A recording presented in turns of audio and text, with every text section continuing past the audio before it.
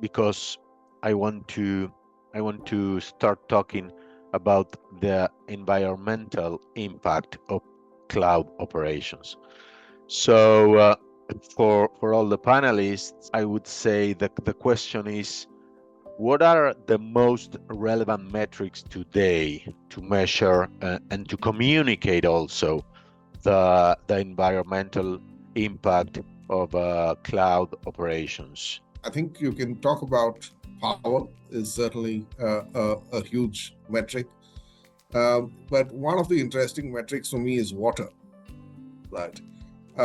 Because water has become quite an interesting aspect, right? So people talk about the PUE aspect, which is power utilization efficiency, which is a good metric. But for me, water utilization efficiency is also coming up. And PUE is something that they report on an annual basis. For reference, 1.0 is a perfect PUE score, right? It means you're fully optimized. There's nothing else you can do, right? And if you look at the global kind of data center outside the hyperscalers, it's like something like 1.6, I think, or maybe 1.7, sort of at the industry level. Whereas the hyperscalers kind of are closer to 1.1, 1.2. To the many data centers around the world that make up the cloud. It is the cloud, many data centers around the world. That is show about wasting energy and water at home. We must ensure this facility use electricity and cooling water responsibly. We need to, first distinguish between providers and consumers, right? And the combined effect, as you were saying, cloud adoption, because on the one hand, as Fredrick was saying, we have the environmental impact of cloud computing providers who rely on energy and water demanding infrastructure, of course. And on the other, we have consumers, right, who benefit from reducing the environmental impact by avoiding storing data on premises, for example, and relying instead on efficient data centers that have higher utilization rates. And the benefit of digital sustainability, I call the 3 S's of digital sustainability. And the 3 S's of digital sustainability are scale, speed, and stewardship. Right? And this is what I think is the exciting opportunity. With cloud, you're able to drive scale, speed, but the most important thing is to do it in a manner which is showcasing stewardship. I think it's really interesting if you look at sort of incentives. To me, that is the simplest way to predict behavior is to look at the incentives that are being created here. And I totally agree with you that all of the hyperscalers are making these commitments, which are good and important for them to make. AWS also has the 2030 sort of neutrality on water. They have a 2040 where all of their consumption is aligned to renewables.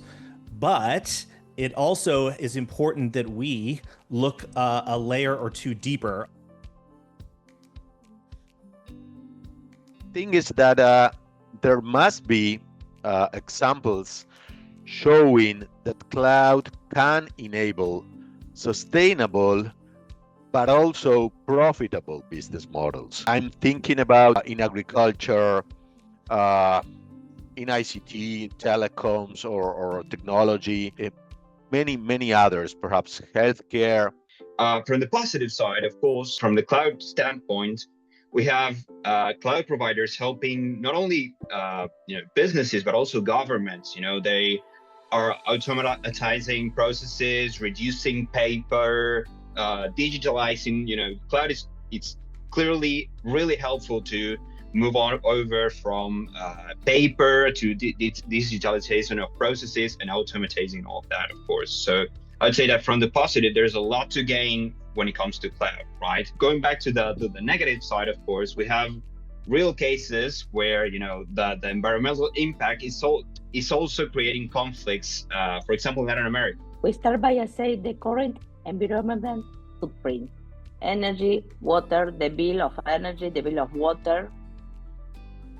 carbon and supply chain impact, and benchmarking against industrial standards. Then we design practical data-driven strategy that align with the BAT's business goal and ESG targets. This means choosing cloud provider with a strong renewable energy commitments. For example, in this country, Amazon, no? Oracle. Design workloads for efficiency and taking advantage of shared infrastructure. One of the interesting areas that we've been looking at is circular data centers, right? So, I mean, if you look at the infrastructure that's going to be already in place, but also going to be set up, right, is quite significant, but there's an excellent opportunity to see how, you can create circular data centers.